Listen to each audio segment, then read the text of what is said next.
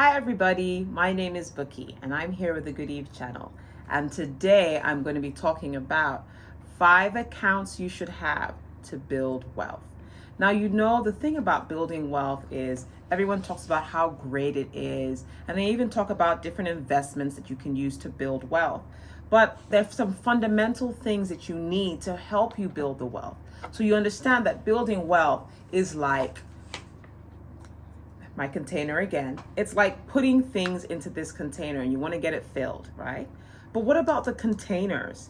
What type of containers should you use for building wealth? Because it matters, right? If you use something that's too flimsy, it could fall apart. And if you use something that's maybe too strong or has an issues opening or closing, your wealth can also be lost. So we want to talk about today, that's why I'm laying emphasis on accounts. Different accounts that you need to have to build wealth. All right. Now, before I get started, I want to ask you to hit that like button. Give us a like, encourage us for the algorithm. I also want to ask that since I'm giving you 5 accounts that you should have, yes, share this with 5 people. Sometimes people have this habit, they just commingle. They say, look, I just have one account, and they put it all in there, but I know in the account what the different things are for. Well, you can do that. But if there's a better way, why not try a better way? And then we get better and better with time.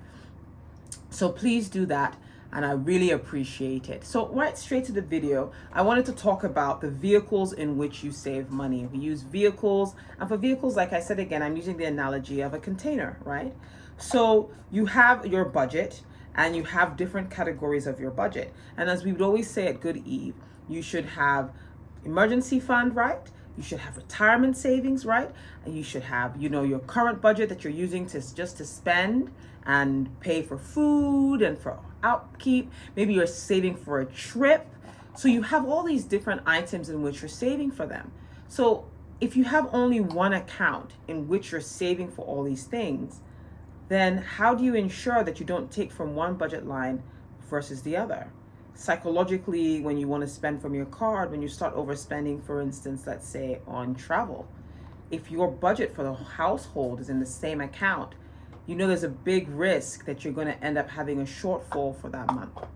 So that's what we're talking about when I'm saying the different types of accounts. Some of them will be bank accounts, some of them will be investment accounts, but I'll just take you through a basic list, a minimum list that you should have in order to build wealth. So the first account you need to have is a checking or current account. And most people are familiar with these types of accounts. So it's a current account. This is usually from this type of account that you run your day-to-day expenses. Your ATM card will probably be attached to this account. Your salary will probably be paid into this primary account. And from there you spend your budget items, maybe food and different things like that. So you want to make sure you have a good current account with a reputable bank that has enough branches and most especially enough ATMs everywhere for you to get access to your money in a consistent basis. The second type of account that you want to have is a savings account. And I'm going to probably spend a little bit more time on savings accounts because I recommend you have multiple savings accounts. So savings accounts, the idea behind this is you should have multiple savings accounts that help you now with your savings target. So you should have a savings account for, first of all, your emergency fund. The short-term emergency fund should have a separate savings account. Then for your long-term emergency fund, you should have a separate savings account for that. So already we're at two savings accounts. You should have a giving fund. Why? Someone may come to you, for instance, and say, oh, Bookie, I need 100 naira or I need 500 naira. And I'm just using these figures for ease of the example. And if, for instance, I have 2,000 naira in my bank account, it's easy for me to say, oh, well, this friend, I'm very close to her, or this guy, he's always in need. He has 3-4 children. Well, instead of me giving him 100, let me give him the 500 because I'm looking at the total amount of money in my savings. But if I only have one savings account that combines my emergency fund, short-term, my long-term emergency fund, my giving fund, everything together, it's easy for me to, off the top of my head, I can't remember how much is actually for giving, how much is actually for my emergency fund. how much are for the other funds that I'm going to talk about? So the best thing is, but if I have a separate savings account that's for my giving fund, I can say, okay, let me check how much I have. I go into my giving fund and I see 50 naira there. And I know I have other people that are going to come and ask me for money before the end of the month. I might tell them that, look, all I have is 10 naira. And I'll just give that to you. And I know by the time you ask a few other people, people will be able to help you. And my conscience is clear. If you're someone who really has a passion to give and you want to help, you shouldn't help in such a way that you injure yourself so you're not able to sustainably give. Giving should be sustainable. So definitely you want to have a savings account for your giving fund. I still have a few more savings accounts. You need to have a rent fund. If you're paying rent or you're saving up for a mortgage, you need to have a separate fund for that purpose. Then you also need to have a fund for short-term goals. So you're trying to buy a car, you're trying to maybe buy a new furniture set for your home, you maybe want to go on a vacation, you want to do several other things of that nature. You should have a short-term goals fund where you put money together for that. And you can have subsets of, savings accounts for that as well. So you can have a different savings account for your travel versus the other items. And then you need to have a school fees savings account. Very, very, very, very important. If you want to get away from the habit of paying your fees late consistently, then you definitely want to start saving ahead of time for that.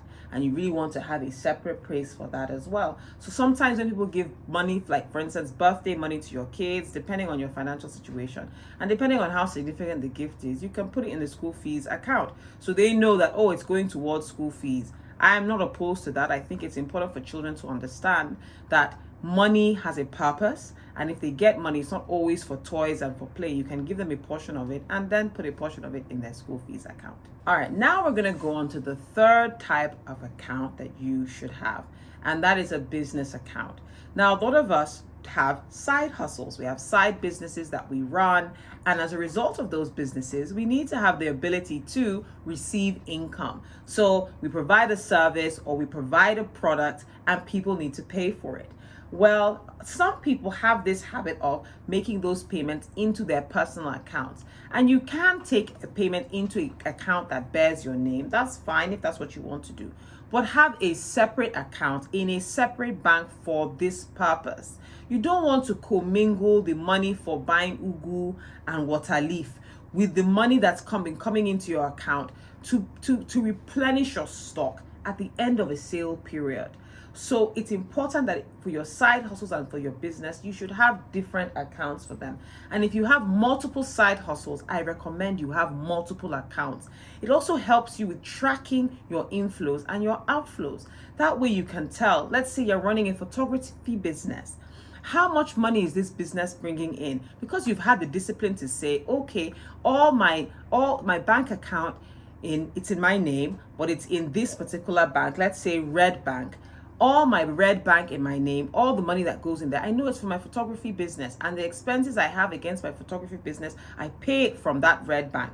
And so at the end of a month, I can see what's left over. It becomes like a basic or a simple, fast way of being able to say net, how much did I make today? Yes, there may be other expenses that came in during the month, not the day, but I can say how much did I make this month? Even on a daily basis, you can look and see how much inflows have come in any day, based on the different pots. So you may be thinking, oh, I think my photography business is doing so well, but maybe you're spending too much on equipment.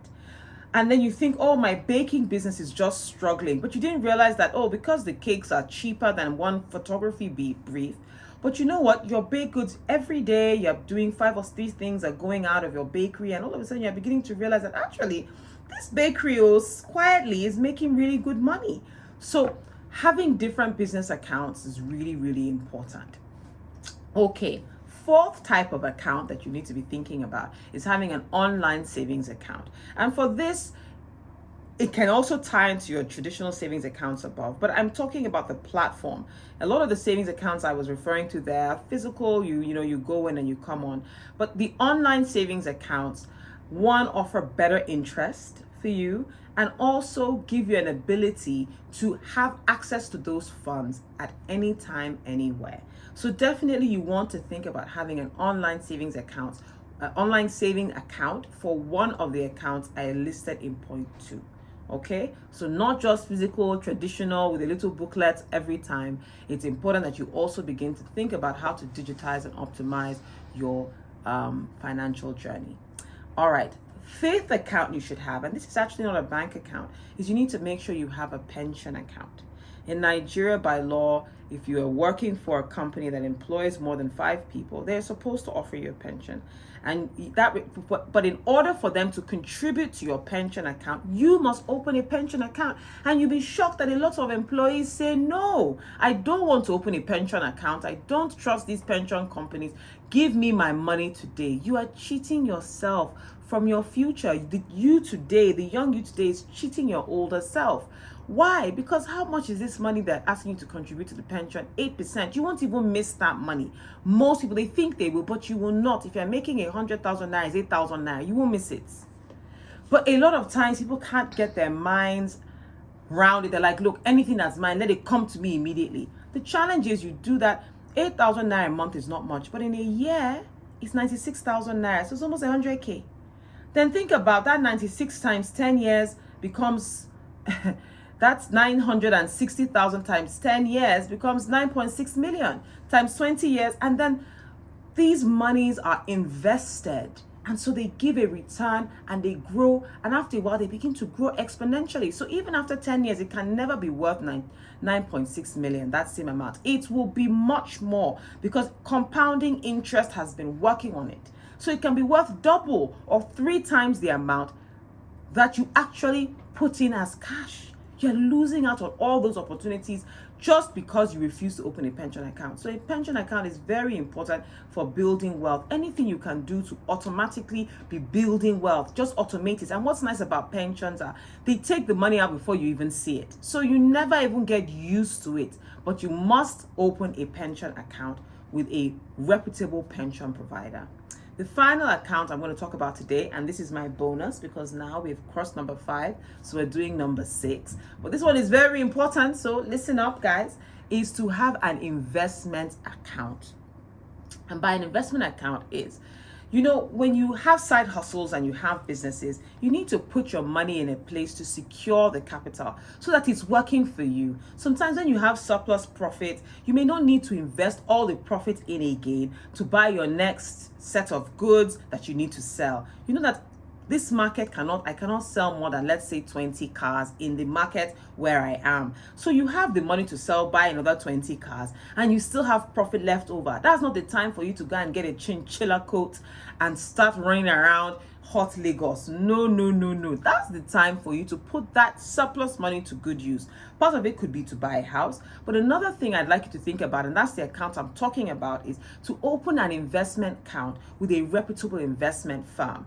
They can buy stocks, blue chip stocks for you with that money. They can invest in mutual funds with you with that money. And there are a slew of other investments, commercial papers, fixed income bonds that they can procure from you. But for you to be able to access all these investments, the first thing you need to open is an investment account. And that is the 6th point that I wish to share with you today. So now I've shared the 6 accounts that you should have to build wealth.